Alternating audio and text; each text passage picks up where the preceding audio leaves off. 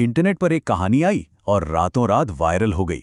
आज हम इसी मॉडर्न हॉरर कहानी की एक एक परत को खोलकर देखेंगे, समझेंगे कि आखिर कैसे ये कहानी डर और सस्पेंस का एक ऐसा माहौल बनाती है जिससे बाहर निकलना लगभग नामुमकिन लगता है। कहानी शुरू होती है इन लाइनों से, और सच कहूं तो ये लाइनें ही पूरी कहानी का सार हैं।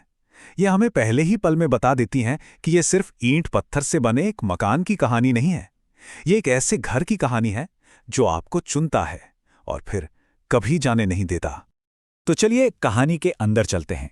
हमारा मेन कैरेक्टर है अर्जुन, जिसे एक ऐसा अपार्टमेंट मिलता है जो बिल्कुल सपनों जैसा लगता है। सस्ता, बड़ा, परफेक्ट लोकेशन पर जैसा कि अक्सर होता है ना, सपनों के पीछे एक डरावना सच छिपा होता है और अर्जुन को इसका पहला इशारा मिलने ही वाला है।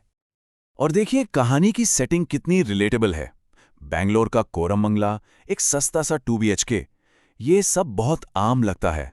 और यही तो हॉरर का सबसे बड़ा टूल है, राइट? जब बिल्कुल ऑर्डिनरी सी जगहों पर कुछ एक्स्ट्राऑर्डिनरी होने लगता है, तब डर सबसे ज्यादा लगता है।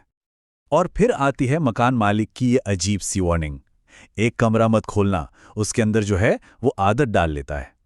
अब अर्जुन तो इसे शायद अंधविश्वास समझकर हंस देता है, लेकिन हम जानते हैं ये कहानी का पहला बड़ा हुक है।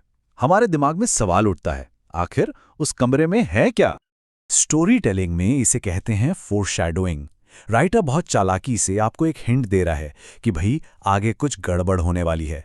ये वार्निंग असल में डर का वो छोटा सा बीज है जो अब धीरे धीरे एक बड़ा पेड़ बनने वाला है। तो डर का बीज तो बो दिया गया है, अब देखते हैं ये कैसे बढ़ता है। कहानी अब अपने पहले फेज में एंटर करती है, जहां खतरा धीरे धीरे और पर्सनल होता जाता है।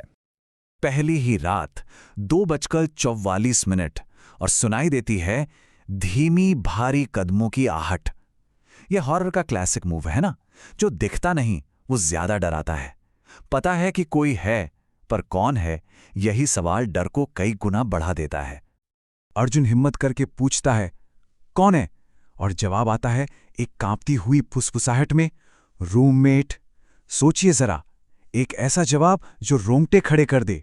कोई है जो खुद को उसका रूममेट बता रहा है, एक बिन बुलाया मेहमान। अब देखिए, खतरा सिर्फ आवाज तक नहीं रहा, अब वो फिजिकल हो गया है। अगली सुबह किचन में एक दूसरा मग मिलता है जिस पर भी अर्जुन लिखा हुआ है। ये हो ही नहीं सकता, राइट? और यही बात इसे और भी ज्यादा डरावना बना देती है। और फिर बाथरूम के शीशे पर लिखा यह मैसेज, वो भी भाप के अंदर से, लेट मत आया कर, मुझे आवाज से डर लगता है। ये बहुत चिलिंग है। अब ये सिर्फ एक प्रेजेंस नहीं है, इसके अपने रूल्स हैं, अपनी फीलिंग्स हैं, और ये अर्जुन की लाइफ को कंट्रोल करने की कोशिश कर रहा है।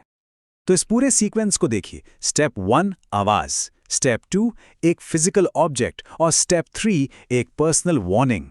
हर एक कदम के साथ डर बढ़ रहा है और वो चीज अर्जुन के और करीब आ रही है। इसे कहते हैं परफेक्ट सस्पेंस बिल्डिंग। कहानी अब एक बहुत ही इंटरेस्टिंग मोड़ लेती है। यहां डर पैदा करने के लिए मॉडर्न टेक्नोलॉजी का इस्तेमाल होता है। अर्जुन सच का पता लगाने के लिए अपना फोन यूज करता है। यह है क्लासिक हॉरर का एक मॉडर्न टेक। तो होता क्या है, रात के 3:17 बजे बंद कमरे का हैंडल हिलता है। अर्जुन दरवाजे के नीचे से अपना फोन डालकर रिकॉर्ड करता है। वीडियो में बिस्तर पर एक परछाई दिखती है और फिर अचानक मरी हुई आंखों वाला एक चेहरा सीधा कैमरे की तरफ लपकता है।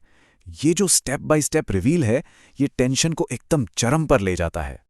और फिर आता है वो खुलासा जो सब कुछ बदल देता है। वो परछाई, वो चेहरा कोई और नहीं बल्कि खुद अर्जुन है, एक डबल गैंगर। और उसकी फुसफुसाहट, तू लेट हो गया। लेट हो गया किस लिए? ये एक और बड़ा सवाल खड़ा कर देता है। ओके, तो अब तक जो शक था वो यकीन में बदल चुका है।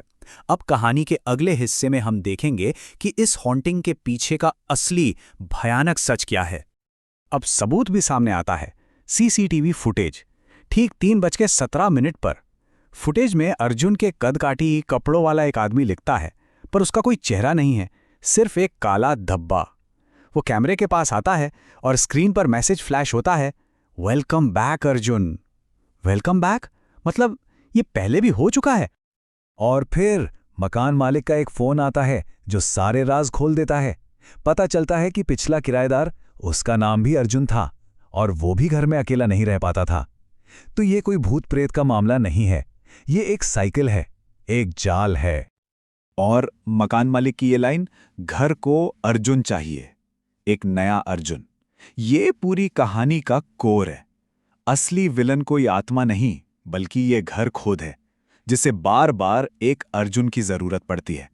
तो अब हम कहानी के क्लाइमैक्स की ओर बढ़ रहे हैं। अब बात सिर्फ डर की नहीं है, अब बात है आइडेंटिटी के खो जाने की। वो मना किया हुआ दरवाजा खुल जाता है। अंदर बिस्तर पर अर्जुन का हमशक्ल बैठा है और फिर वो दोनों एक दूसरे में समा जाते हैं।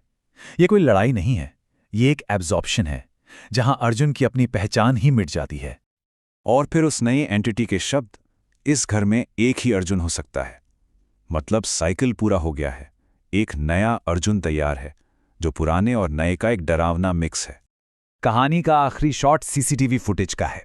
एक नया अर्जुन कैमरे को देखकर मुस्कुरा रहा है और उसके पीछे 4 हाथों वाला एक पुराना अर्जुन उसके कंधे पकड़े हुए है। ये इमेज बताती है कि ओरिजिनल अर्जुन अब हमेशा के लिए उसी का हिस्सा बनकर कैद हो चुका है। और कहानी की आखिरी गूंज, घर कभी खाली नहीं होता।